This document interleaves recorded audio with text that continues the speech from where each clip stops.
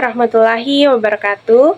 Perkenalkan, nama saya Lutfiana Umar dari kelas C23E. Kali ini saya akan mempresentasikan jurnal yaitu Implementasi Kurikulum Merdeka dan Tantangannya di Sekolah Dasar.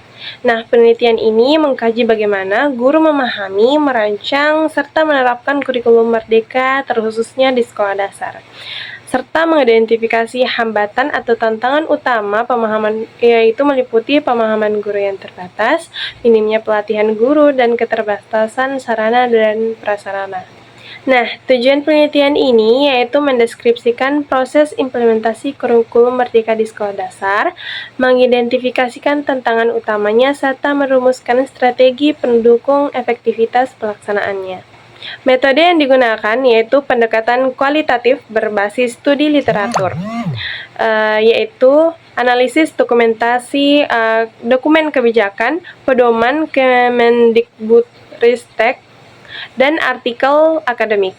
Nah, teknik yang digunakan yaitu identifikasi sumber, klasifikasi, dan analisis tematik.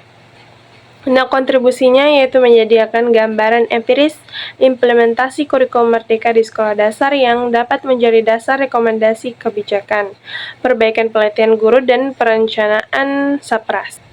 Nah, landasan dan urgensinya yaitu transformasi abad 21, yaitu perubahan sosial, ekonomi, teknologi menuntut pembelajaran adaptif yang menekankan 4C, yaitu berpikir kritis, kreativitas, kolaborasi, dan komunikasi. Selanjutnya adalah kurikulum merdeka. Kebijakan Merdeka Belajar menekankan fleksibilitas, pembelajaran berbasis proyek, dan penguatan profil pelajar Pancasila untuk relevansi konteks lokal pasca COVID-19.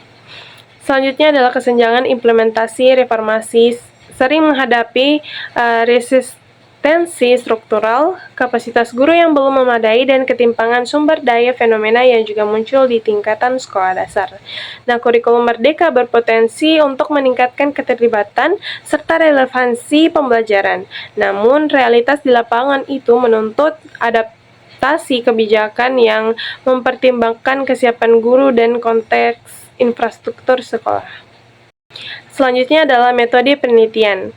Nah, metode penelitian dalam penelitian ini yaitu studi literatur kualitatif, yaitu analisis dokumen, kebijakan, pedoman resmi kurikulum merdeka, publikasi akademik relevan, dan laporan lembaga. Nah, langkah analisisnya yaitu identifikasi sumber melalui database jurnal dan situs resmi, klasifikasi informasi berdasarkan tema, yaitu kesiapan guru, infrastruktur, dan resistensi, analisis tematik untuk mengidentifikasi pola hubungan dan research gap.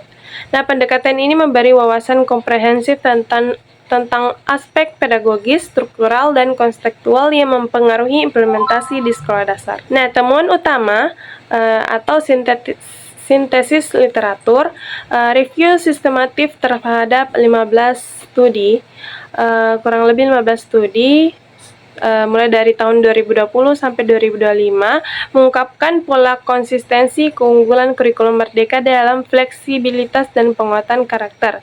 Namun, kendala pengimplementasian menonjol dominan di kesiapan guru, pelatihan teknis, asesmen formatif, dan infrastruktur teknologi. Nah, berdasarkan kesiapan guru, banyak guru yang belum memahami diferensiasi pembelajaran, konversi CP ke ATP, dan desain modul ajar yang inovatif. Selanjutnya adalah infrastruktur dan teknologi. Ketimpangan akses proyektor, internet, dan perangkat multimedia antar perkotaan dan wilayah terpencil menghambat penerapan P5 dan pembelajaran digital. Selanjutnya yaitu asesmen formatif. Masih banyak guru di sekolah dasar yang kesulitan untuk mengintegrasikan penilaian formatif deskriptif yang berkelanjutan. Nah, cenderung kembali ke penilaian kuantitatif. Nah, temuan detail, bukti dari studi kasus.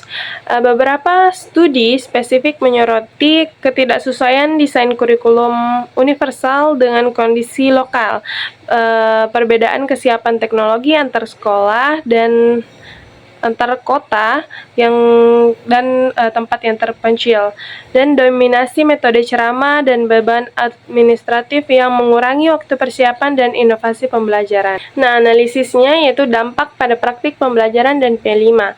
Diagram menunjukkan rangkaian kausal yang sering muncul, yaitu ketidaksiapan guru, memicu pelaksanaan P5 yang bersifat output oriented dan bukan proses habituasi nilai, sekaligus asesmen formatif yang lemah menyebabkan ketidakmampuan memotret perkembangan kompetensi secara holistik. Nah, faktor penentu keberhasilan dan hambatan manajerial yaitu kepemimpinan sekolah. Sekolah dan kepala sekolah yang melaksanakan supervisi klinis dan pendampingan menunjukkan adaptasi kurikulum yang lebih cepat. Selanjutnya, beban administratif. Banyak platform administratif dan pelaporan mengurangi waktu guru untuk mempersiapkan pembelajaran, berpotensi menyebabkan burnout dan menurunnya kualitas instruksional. Selanjutnya adalah persepsi orang tua. Resistensi sosial muncul karena kekhawatiran terhadap penghapusan standar penilaian nasional, membutuhkan sosialisasi intensif untuk menyelaraskan ekspektasi keluarga dan sekolah. Nah, rekomendasi strategi dan solusi praktis. Peningkatan kapasitas guru. Pelatihan yang berkelanjutan berbasis simulasi nyata, pembelajaran kolaboratif, KKG, KKKS, dan program guru penggerak untuk memperkuat kompetensi guru. Selanjutnya, perbaikan sarana dan prasarana. Investasi pemerataan infrastruktur yang kontekstual itu mendukung pendanaan untuk sekolah 3T agar tidak terjadi stratifikasi kualitas pendidikan.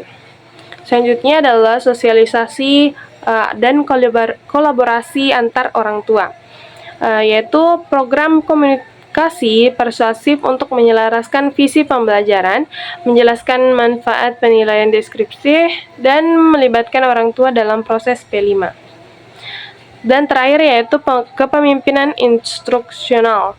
Kepala sekolah berperan sebagai fasilitator perubahan, supervisi, alokasi dan kreatif, dan penyederhanaan birokrasi digital untuk mengurangi beban guru. Nah, kesimpulan dari jurnal ini yaitu kurikulum merdeka membawa fleksibilitas pedagogis dan potensi inovasi di SD, tapi efektivitasnya masih terhambat oleh disparitas pemahaman guru, keterbatasan kompetensi teknologi, beban administratif, dan ketimbangan infrastruktur antar wilayah.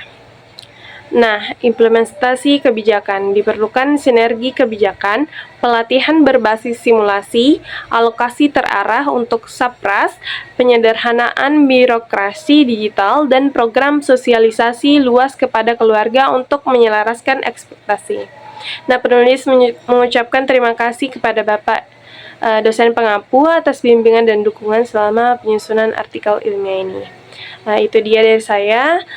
Kurang lebihnya mohon dimaafkan. Wassalamualaikum warahmatullahi wabarakatuh.